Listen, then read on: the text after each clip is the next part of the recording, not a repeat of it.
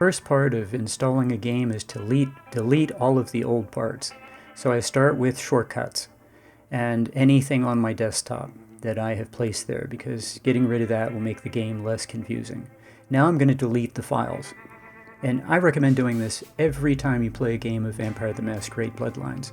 Is we go into Steam, Steam Apps, Common, Vampire the Masquerade Bloodlines. We're going to highlight that and delete it.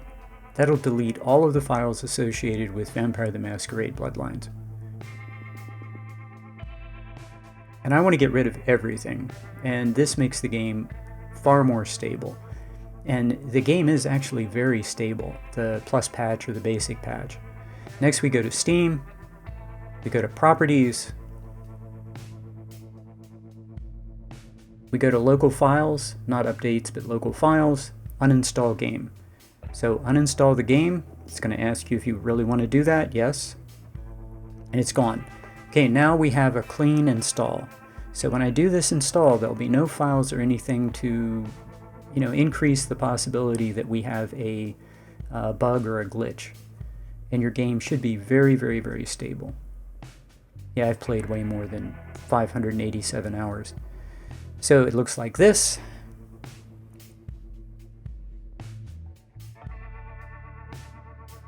And I'll go ahead and jump ahead. The game has reinstalled. Now we're going to download the patch. Yeah, I've played thousands of hours of Bloodlines, hundreds of games. Okay, Vampire the Masquerade Bloodlines, unofficial patch in the search. You saw the link that came up. I click on that. It takes you to this page. If it doesn't look like this, there's something wrong. 10.6, great. We want 10.7.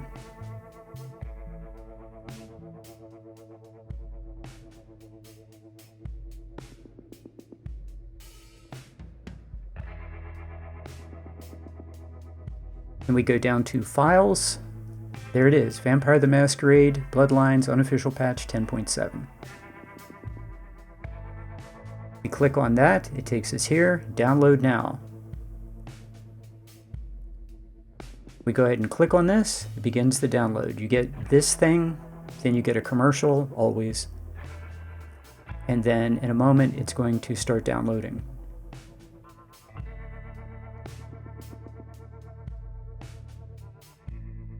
And I'm using Chrome, it's down on the bottom, and I'm just going to let this happen. It downloads. I click on this, and it'll take a moment to start up. Okay, and then I get this window because Windows protection. And here it is. You click on More Info. When you do, it'll give you the option to run anyway. Then Windows does this little thing. Are you sure you really want to do this? Okay, 10.7 on your computer, yes. Next. Now, here's the important thing. This is going to give you a default, like it's giving me C, Steam, the normal place of the Steam directory. It's giving me a default. That's not where my Steam directory is. It's on my D drive. So I have to click on D, Program Files, Steam, Steam Apps. It's always the same. Steam, Steam Apps, Common. Always the same. And then Vampire the Masquerade Bloodlines. That's where I want it to be. You have to put this wherever you have your Steam drive. Wherever you have Steam, you have to put this, which is going to be the drive where you have Steam, Steam Apps, and so on. Now I'm going to do the plus patch. You can do the basic patch if you don't click anything, but I'm going to do the plus patch. And I like the patch extras, entirely optional.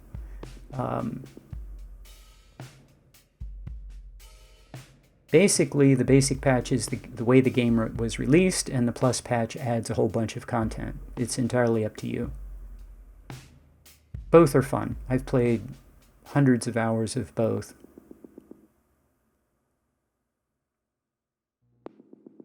Yeah, we want next. I'm going to unclick this. I don't want to just launch into this.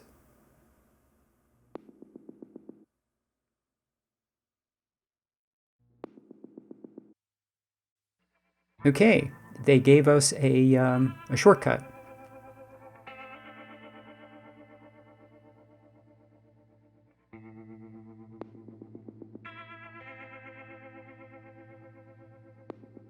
So this is the normal start of the game.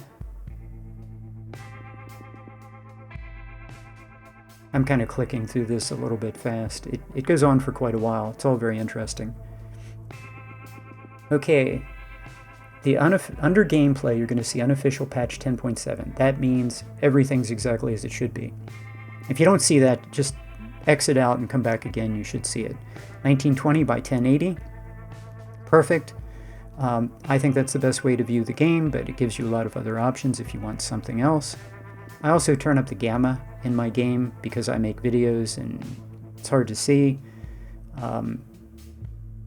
The level of darkness of the game is up to you. I turn off environmental effects, and I always make sure that I turn off the F2 key.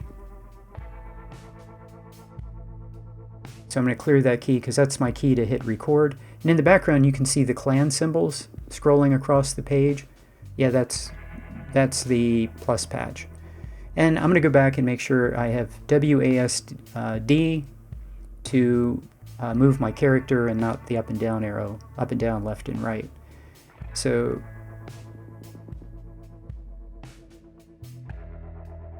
okay, if you want to create a shortcut that is your own, you can do that.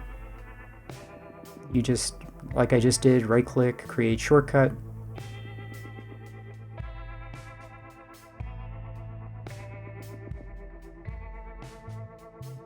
And if you have trouble seeing the file name extensions like the exe, which is the execute file, you click file name extensions. It's view, file name extensions, and then you'll be able to see all of the extensions. By default, that's not on.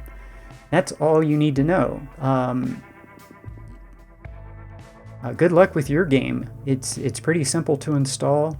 A few more steps than you might expect, but now your game is installed, it's working, and you should have an easy time getting started with your game. Good luck and have fun.